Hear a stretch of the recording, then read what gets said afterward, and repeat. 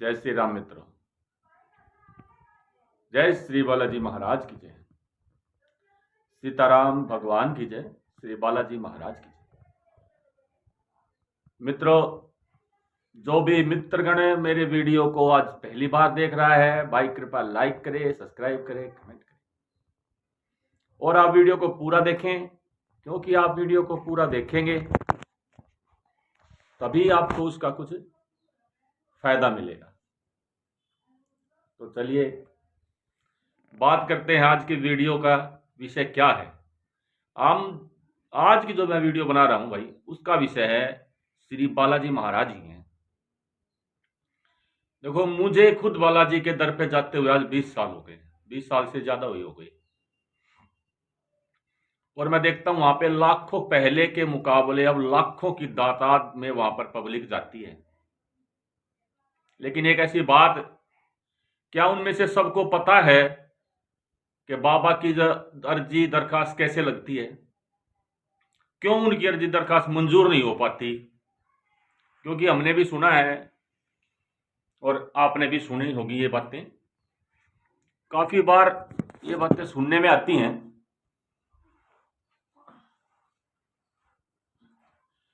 काफी बार ये बातें सुनने में आती है। देखो, मैंने भी सुना है, आपने भी सुना होगा किसी ना किसी के मुख से कि भाई हमें बाबा के दर पे जाते हुए इतना समय हो गया है, हमें तो लाभ नहीं हुआ। भाई मैं 2 बार गया, मैं 4 बार गया, मैं 6 बार जा लिया, क्यों लाभ नहीं होता? क्या कारण है कि बाबा की आपकी अर्जी स्वीकार नहीं हो रही? आपने कभी जानने की चेष्टा की है इसके बारे में? जहां तक मुझे पता है, किसी भाई ने या किसी बहन ने, अन्य किसी ने भी, कोई बुजुर्ग, कोई माताएं, कोई भी हो, उन्होंने इस बारे में जानने की चेष्टा कभी नहीं की। इसी के बारे में एक जानकारी मैं आज आपको देने जा रहा हूं। देखिए, जब भी आप बालाजी महाराज की अर्जी या दरखास्त लगवाते हैं, पहले तो क्या है, दरखास्त क्या होती है, अर्जी क्या होती है? भाई दरख्वास्त होती है जो पहले हम एक बाबा के दर पे 10 रुपए की लगाते थे अपनी ओर से। आज भी आप एक 10 रुपए की दरखास्त बाबा के वहां, जहां बाबा के चरणों में गले रखे हुए जगह जगह मंदिर के वहां डाल सकते हैं।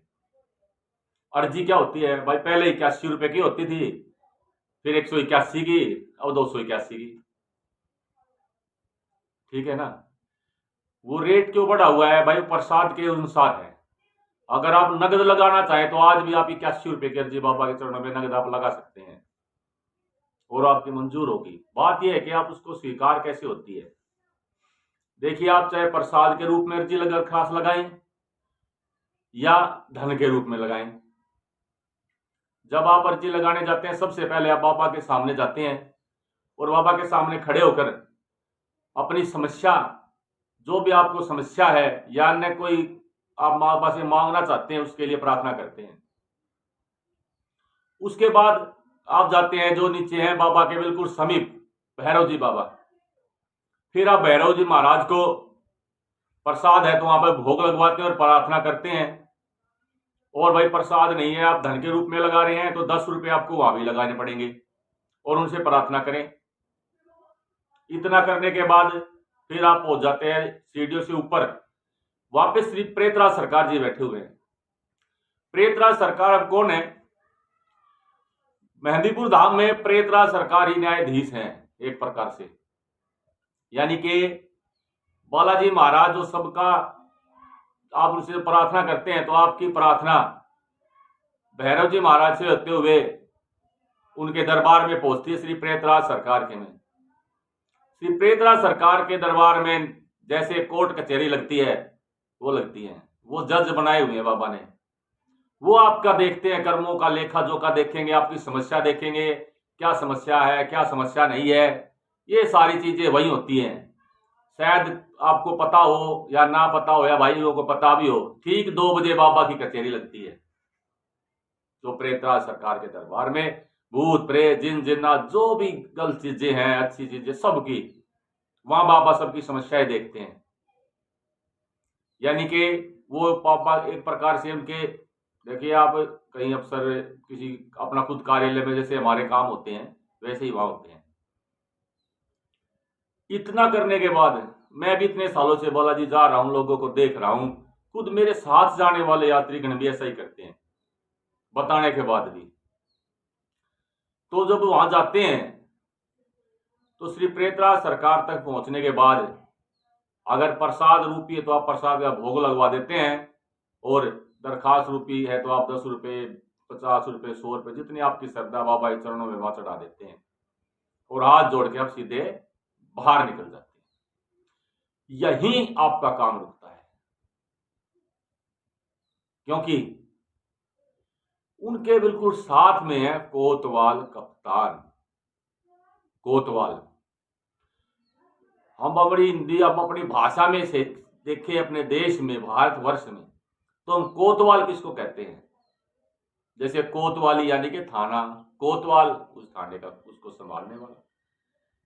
तो जो वो गलत चीजें होती हैं जितनी भी किसी के शरीर पर हैं, घर में हैं, जब उनकी सारी चीजों का हिसाब किताब प्रेतराज सरकार के वहां होता है तो वो कोतवाली में जाती है भाई, और उनको कोतवाल कप्तान देखते हैं। अब कोतवाल कप्तान कहते हैं भाई ये फलाना आदमी है, इसकी ये चीजें है, हाजिर हो। अब वो देखते हैं कि हाँ भाई वो आदमी यहाँ मेरे पास आती, उसकी लग गई कि नहीं लग गई। अब भाई मैं तो सीधा निकल गया, मैंने तो हाजिरी लगाई नहीं, तो संकट रह गया। तो भाई समस्या यही है, आप श्री कोतवाल कप्तान के चरणों में चाहे आप वहां पे पैसे पर चढ़ाओ, लेकिन अपनी मन की श्रद्धा चढ़ाओ और उनके चरणों में माथा टेको और उनको ये बोलो कि हे कोतवाल कप्तान जी, हम अपना ये संकट लेके बाबा के चरणों में आए हैं और हमने सभी जगह अपनी हाजिरी दी है। अब इस संकट को आप संभालो, बांधो, जोड़ो, कुछ भी करो और हमें इनसे मुक्ति दिलाओ। ऐसी प्रार्थना करते हुए उनके चरणों में आपको माथा टेक लेना है, तब आपकी अर्जी और दरखास्त पूरी होती है। ये तो भाई देखो बहुत से लोग हैं जिनकी हो जाती है, जिनके बहुत कर्म अच्छे हैं, तो भाई बाबा के दरवाजे के अंदर जैसे ही प्रवेश करते हैं संकट ठीक हो जाता है। लेकिन एक जो प्रक्रिया बता रहा हूं मैं खाली, कि प्रक्रिया तो भाई यही है, और इस प्रक्रिया को पूरा करना बहुत आवश्यक है। जब आप ये प्रक्रिया पूरी करेंगे, और इस प्रक्रिया को पूरी करने के बाद ही आपकी अर्जी दरखास्त पर मतलब बहुत जल्दी अमल होता है। मेरे कहने का मतलब ये, आप अपने भाई दैनिक जीवन में ही देख लीजिए, कहीं आपको कोई कंप्लेंट करनी है, कोई बात करनी है, तो किस तरह से होती है। वही वो बाबा का भी दरबार ऐसे ही है। कहने वाले चाहे कुछ कहते रहे, लेकिन दरबार ऐसे ही है, ऐसे ही होता है। तो आप बाबा के चरणों में अरदास लगाएं और कोतवाल कप्तान के वहां जरूर से जरूर अपना शीश झुकाएं, उनको प्रणाम करें और उनसे प्रार्थना करें, ठीक है ना। अब भाई बाबा तो अपनी प्रार्थना बाबा के सामने कर दी, उन्होंने भैरव जी के पास भेज दी। अब भैरव जी ने सारी जितनी भी जो भी पूरे दिन में जो भी संकट आते हैं 2 बजे तक उनको श्री प्रेतराज सरकार के दरबार में भेज देते हैं, भाई संभालो, करो इनका न्याय। वहां से उनका न्याय होता है। न्याय होने के बाद वो कोतवाल कप्तान को सौंप देते हैं, भाई इनको जेल में डालो, इनको छोड़ना है। लेकिन वहां जब हमारा नाम ही नहीं होगा, हमारा नाम पता ही नहीं होगा, तो कैसे करेंगे। तो इसलिए हमें वहां अपना एक बार हाजिरी देनी बहुत जरूरी है। तो आप कोतवाल कप्तान के वहां हाजिरी अवश्य दें और बाबा से प्रार्थना करें अपने संकट मुक्ति के लिए, अपने संकट बंधन के लिए, या भाई अपने पितरों की मुक्ति के लिए, अपने पितरों के बंधन मुक्ति के लिए, ठीक है ना। जो भी आपकी प्रार्थना है आप वहां अवश्य करें। आप करेंगे तभी आपकी समस्या का समाधान होगा, क्योंकि बाबा बहुत शक्तिशाली हैं। बालाजी महाराज के चरणों में, बालाजी महाराज के दर पर सभी कार्य पूर्ण होते हैं। आजकल मैं कईयों की वीडियो देख रहा हूं, कई जो भगत हैं बड़े बड़े धाम खोल के बैठ गए हैं, और बालाजी महाराज उनके दर पे भाई किसी भाई का काम नहीं होता, वहां जाता है कि जी मैं 4 बार बालाजी गया, 5 बार बोला, मुझे कुछ नहीं हुआ। अरे भाई तूने क्या प्रक्रिया की, क्या नहीं की, तूने ये तो बताया नहीं हुआ। किसके साथ गया, किसने क्या कराया। कहता है उस बलदगत को इतने रुपए दे दिए। अरे भाई उसको दिए ना, बाबा ने तेरा क्या कर दिया। फिर वो जो धाम वाला होता है वो चौड़ा हो जाता है, मैंने ठीक कर दिया, और बालाजी से ठीक नहीं हुआ।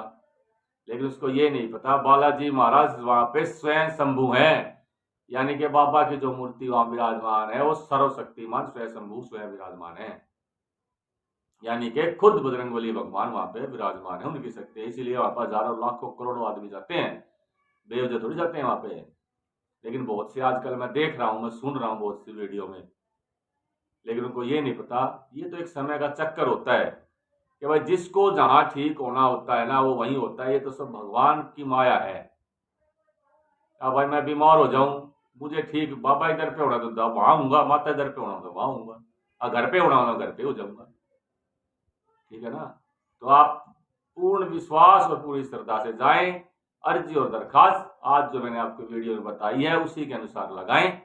फिर भी किसी भाई को कोई जानकारी चाहिए बालाजी महाराज के बारे में, अर्जी दरखास्त के बारे में है, तो आप हमारे नंबर व्हाट्सअप जो नंबर दिया हुआ है उस पर आप व्हाट्सअप कर सकते हैं, या कमेंट सेक्शन में भी आप लिख सकते हैं। आगे हम आपके लिए बालाजी महाराज से संबंधित 3 पहाड़ वाले बाबा की वीडियो बनाएंगे, और बाबा की सवामणि जो सब लगाते हैं उसका रहस्य बताएंगे, क्यों लगती है, कैसे लगाएं, किस तरह लगाएं, ये भी हम आपको अवश्य बताएंगे। और बाबा का महाप्रसाद, ये सब बातें हम आगे आगे वीडियो में अवश्य बताएंगे। इसी के साथ मेरे सभी मित्रों को जय श्री राम, जय श्री बालाजी महाराज, और बाबा आपका कल्याण करे, आपका भला करे। जय जय श्री राम, जय राम, जय जय राम।